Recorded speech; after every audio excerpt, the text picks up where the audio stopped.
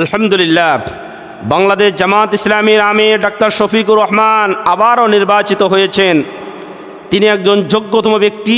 বাংলাদেশ জামাত ইসলামী দলটা পরিচালনা করার জন্য যে যোগ্যতম ব্যক্তির প্রয়োজন, আল্লাহ রাব্বুল আলামিন 9 অক্টোবর থেকে নিয়ে 25 অক্টোবর পর্যন্ত বাংলাদেশের রোকনদের গোপন ভোটের মাধ্যমে আল্লাহ রাব্বুল আলামিন তাকে নির্বাচিত করেছেন। আলহামদুলিল্লাহ, বাংলাদেশ জামাত ইসলামীর এটিএম মাসুম সাহেব এই নির্বাচন পরিচালনার দায়িত্বে ছিলেন।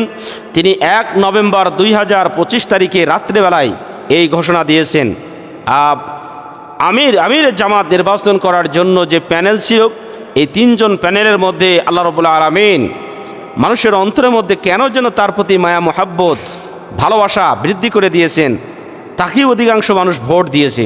আসলে তিনি এমন একজন ব্যক্তি যার দিকে তাকাইলে আল্লাহওয়ালা মনে হয়। আর নবী করিম সাল্লাল্লাহু আলাইহি সাল্লাম বর্ণনা করেছেন, ওই সমস্ত ব্যক্তিগুলো হলো আল্লাহওয়ালা ব্যক্তি যাদের দিকে লক্ষ্য করলে তাকাইলে দিনের কথা মনে হয়ে যায়। ডাক্তার শফিকুর রহমান আমির জামাত, ওনার দিকে তাকাইলে ইসলামের কথা মনে হয়ে যায়। এরপরে দিনের প্রতি যেন কেন অন্তর থেকে একটা আগ্রহ তৈরি হয়ে যায়, তার প্রতি ভালোবাসা তৈরি হয়ে যায়। আল্লাহ রাব্বুল আলামিন কোরআনুল কারীমে ঘোষণা দিয়েছেন, ইয়া আইয়ুহাল্লাযীনা আমানুত্তাকুল্লাহা ওয়া কুনু মা'আস সাদিকিন।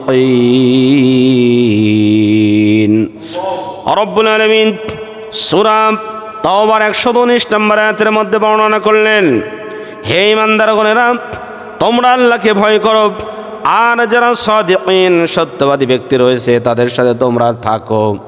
আমরা যদি আমিরে জামাতের দিকে তাকাই তাহলে সত্যবাদী তাকে মনে হয়, এবং তাকে দেখলে আমাদের অন্তরের মধ্য থেকে কেন যেন ভালোবাসা তৈরি হয়ে যায়।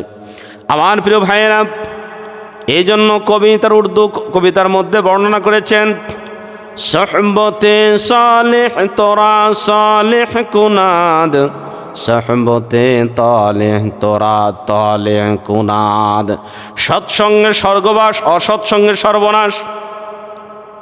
আমরা যদি তেঁতুলতলা যাই তাহলে তেঁতুলের ঘ্রাণ পাব, আর যদি আতরের ঘরে যাই তাহলে আতরের ঘ্রাণ পাব।